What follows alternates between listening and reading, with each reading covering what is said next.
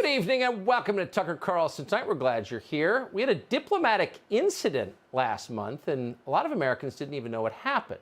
The government of France did something they haven't done in hundreds of years. They recalled their ambassador to the United States. They also accused the United States of behaving in a manner that is, quote, unacceptable between allies and partners.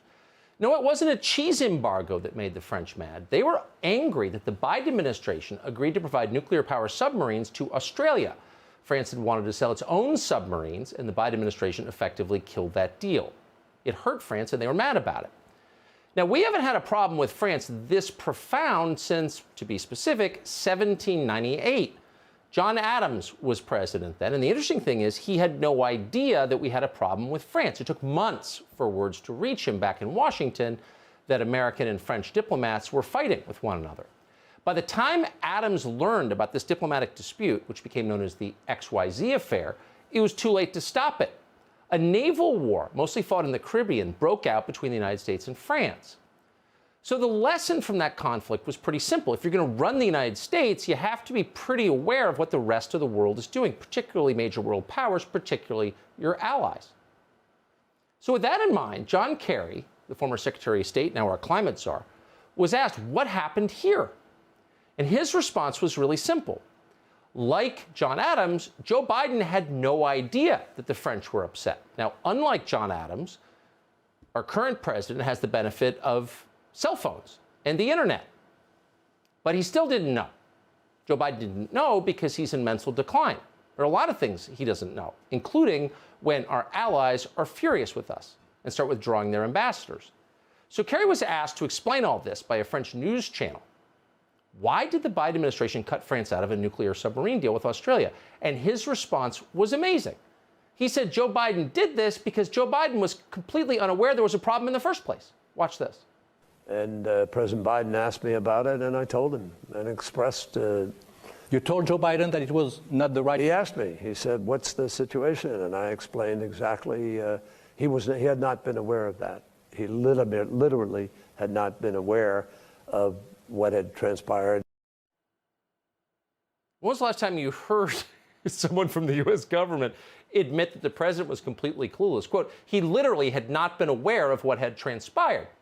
Now, you're probably not shocked by that. Joe Biden was visibly confused throughout the entire presidential campaign. Here's one example. Am I on? Yes.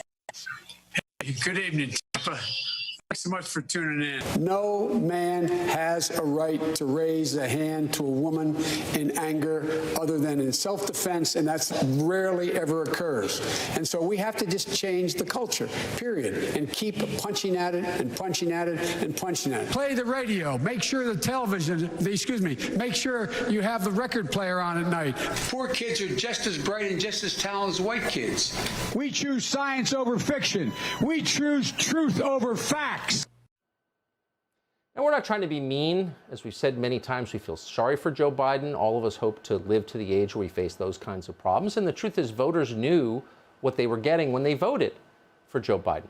What's interesting is that now that he's in office, Biden's handlers are doing everything they can to prevent us from noticing that he's not really in charge. Take a look at the latest example. These are pictures of a fake White House set that the Biden administration has, for some reason, constructed across the street from the actual White House. It's in an auditorium at the Eisenhower Executive Office Building. Why go to the trouble? They already have a White House. Well, Stephen Miller spent the last 4 years in the White House as an advisor to Trump, and here's his explanation for it, because he would know. Quote, the reason Biden uses this bizarre virtual set for televised meetings and not an actual room like the East Room, the Cabinet, the Oval, the Roosevelt Sit Room, etc., there are a lot of rooms. The reason he does this is because it allows him to read a script directly from a face-on monitor and without teleprompter glass that can be seen on camera. Oh. Now, we can't verify that that's true, but it certainly sounds right. Joe Biden can't speak from the Oval Office because he's not sure what to say, so he has to read it all here. So that raises a much deeper question. The question is not, is Joe Biden mentally impaired? Obviously he is, and again, we're not going to gloat over it. But a much more important question for the rest of us is, if he's not running the government, then who is? That's a real question. Clearly, the FBI, the DOJ, and the military are already acting independently of the elected president of the United States. As you just saw, they don't even keep him informed of international incidents. Instead, they are, in some cases, freelancing to crush anyone who opposes their power. Mike Flynn, for example, he was briefly the national security advisor in the Trump administration. What we learned from the destruction of Mike Flynn, really, was that, sure, you can elect Donald Trump president, but does he really run the executive branch of government? No, it turned out Barack Obama was still in charge, even though he was no longer president. So Obama had his cronies charge Mike Flynn with a crime, talking to Russia as the national security advisor, which of course is not a crime by any stretch, and they wrecked his life for doing that. It took years for us, this is how slow we are, to figure out exactly what had happened there, but now it's very obvious. We just sat down with a long interview with Mike Flynn. It's coming out Monday. And he told us what is really obvious to everyone who watches. An unelected group within Washington effectively runs the country without reference to voters. Here's his assessment. We have two separate governments. We have the one that actually gets elected and goes into office, and then you have a government inside of Washington, D.C. that operates under no rules, no authorities other than their own or who's ever in charge of their Sounds like that government was still controlled by Barack Obama. Yeah, and I would say that to a degree is what we're operating with today. By the way, Mike Flynn is not some internet celebrity or conservative activist. He was a three-star general. He was the head of an intelligence agency. He was the #2 guy for all American intelligence. He spent his entire life working in the federal government and succeeding at that. So he knows what he's talking about. He is a reliable guide to how the government actually works.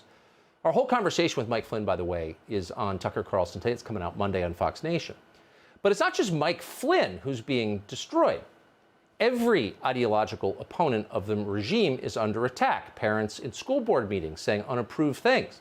Yesterday, Joe Biden's flack refused to rule out using the Patriot Act to hunt down American parents who are upset about what their kids are learning. Watch this. Would the administration be okay with the FBI using the Patriot Act to surveil these parents if that is what they decide? I don't speak on behalf of the National School Board Association. I speak on behalf of this government.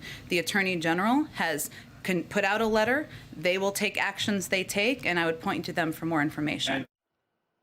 Oh, so this is the spokesman for the President of the United States saying of the Justice Department, they're going to take actions that they're going to take. Like, we don't really have any control over this. And she may be onto something there. It does increasingly seem like the national security state runs everything. You remember the DOJ recently dispatched its anti-terrorism national security division to investigate ordinary parents, calling them domestic terrorists. The DOJ is also developing training sessions to tell school board members that free speech is actually violence. So who's really in charge? It's a really interesting question. Hey, Sean Hannity here. Hey, click here to subscribe to Fox News YouTube page and catch our hottest interviews and most compelling analysis. You will not get it anywhere else.